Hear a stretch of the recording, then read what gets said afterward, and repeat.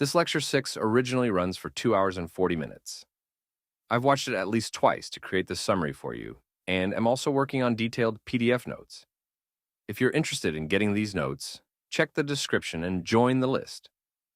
Please share the channel with others, as I'm not getting much reach on these videos, despite putting in 10-12 hours of work. Your support is crucial for me to continue creating and sharing this content. Thank you. So please like the video, and if you're new here, make sure to subscribe. Now, let's dive straight into the lecture.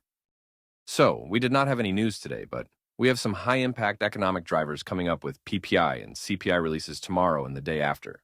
Currently, we're marking the 7 o'clock level. The price has moved down and then back up, establishing our initial sell-side and buy-side liquidity pools. The initial sell-side liquidity was taken out, leaving behind minor sell-side liquidity. The market also had relative equal highs from the London session, and after taking the initial buy-side liquidity, the price pushed above those highs. We now have a few key areas of interest where the price could potentially move. Below the minor sell-side liquidity, there are a couple of relative equal lows that ICT has marked those as layered sell-side liquidity. ICT took a trade from this order block and added to the position at the fair value gap. ICT then trailed his stop loss when he was in profit, which eventually got hit. He advised always booking some partials, especially when facing uncertainty from upcoming PPI and CPI data. On days without any major news, the market can change direction very quickly, so it's crucial to manage risk accordingly. ICT highlighted this fair value gap from the London session in orange. He anticipated the price to drop below it, using it as an inversion fair value gap, and then target the layered sell-side liquidity as the final objective. However, the market was highly volatile at the open, and the trailing stop loss was hit before reaching the final target. Another potential setup will be triggered if the price moves below the orange fair value gap. The reason for his interest in this level is that the sell-side liquidity wasn't taken out at the open, leaving it as a key target. If the price comes down and respects this area, it could present a strong opportunity for the setup ICT is looking for. The low of this layered fair value gap holds significant liquidity because it formed right at 5 a.m. during the London close. This makes it an even more critical area of interest for ICT, as such levels often attract market attention and could lead to a potential price reaction. The reason for this bearish bias is the presence of the new week opening gap and the new day opening gap below, which act as magnets for the price. These gaps are drawing the market lower, reinforcing the bearish outlook and making those levels key targets for the current setup. If the price manages to trade through the new week opening gap, the next potential draw on liquidity will be the new day opening gap. This would further guide the bearish momentum, with these gaps serving as successive targets for the price to reach. Let's analyze the reasons behind the entry. The first entry was taken from a bearish order block. To justify taking a risk with this order block, several factors must be considered. The price has already taken significant buy-side liquidity, and there is a cluster of gaps below. This suggests that there is potential for further price movement in the direction of the order block. ICT's entry strategy is somewhat unconventional. He doesn't wait for the classic displacement to occur and wait for price to return to the order block. He marks the open of the order block. If the price closes below this level, it indicates a change in the state of delivery. After the price closed below the open of the up-close candle, ICT looked for an additional confirmation.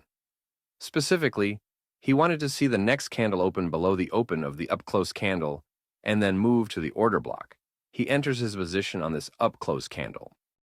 From that point, the market fell and created a fair value gap. The market then traded up to this gap, where price respected the consequent encroachment, with candle bodies failing to close above it. As a result, the price dropped again, forming another fair value gap.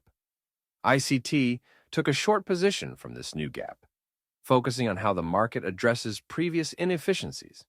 With a bearish narrative in play, ICT aimed to see the market address the old inefficiencies.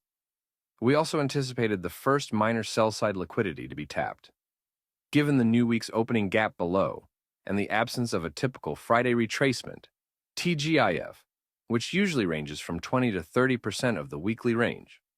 ICT expected some form of retracement, even if the market plans to push prices higher due to upcoming CPI and PPI data.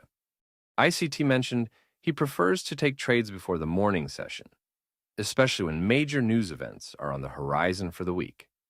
After his trailing stop loss had been hit, he would not consider taking another trade from the fair value gap due to the increased volatility at the open. Instead, he would wait for the price to drop below the orange fair value gap, anticipating it to act as an inversion fair value gap that could lead to further price declines. ICT noted that he was pleased to see that, rather than just briefly touching the level, the price interacted with this orange fair value gap multiple times. This repeated interaction suggests that the area has accumulated significant liquidity, which could drive the price lower. After addressing this level, the market could potentially move to fill the new week's opening gap. If this happens, there could be an opportunity to leave a position open for the new day's opening gap. Overall, ICT highlighted that the setup provided a clear and beautiful entry point from the inversion of the orange fair value gap, and all sell-side objectives were met as outlined. A key takeaway from this lecture is that ICT sometimes doesn't wait for displacement to occur before entering a trade or focuses on the market structure and waits for the price to return to the order block before taking a short position. This approach could be worth backtesting, especially if you want to add some more entry methods in your trading. For ICT 2024 trading strategy, we'll wait for the price to form relative equal highs or lows, and then look for the price to take out the opposite side of the liquidity. We'll target these relative equal highs and look for entry opportunities in PD arrays. While we can't refer to the price before 7 a.m., we can analyze the price action between 7 a.m. and 8 a.m. if trading after 8 a.m. ICT advises new traders to tape read the price action between these sessions and print out any ideas that come to mind to see if they play out. Whether the idea turns out to be correct or incorrect, mark it on the chart and maintain it as part of your trading journal. This kind of diligent record keeping is crucial, and many of his students from the 2016 batch who didn't do this are still not profitable. To avoid falling into the same trap, commit to doing the work that others may skip. With the same teachings, you have the potential to either make millions or continue losing money. The effectiveness of the strategies is proven, but success relies on your dedication to applying them correctly. This Lecture 6 originally runs for 2 hours and 40 minutes. I've watched it at least twice to create this summary for you, and am also working on detailed PDF notes. If you're interested in getting these notes, check the description and join the list. Please share the channel with others, as I'm not getting much reach on these videos, despite putting in 10-12 hours of work. Your support is crucial for me to continue creating and sharing this content. Thank you.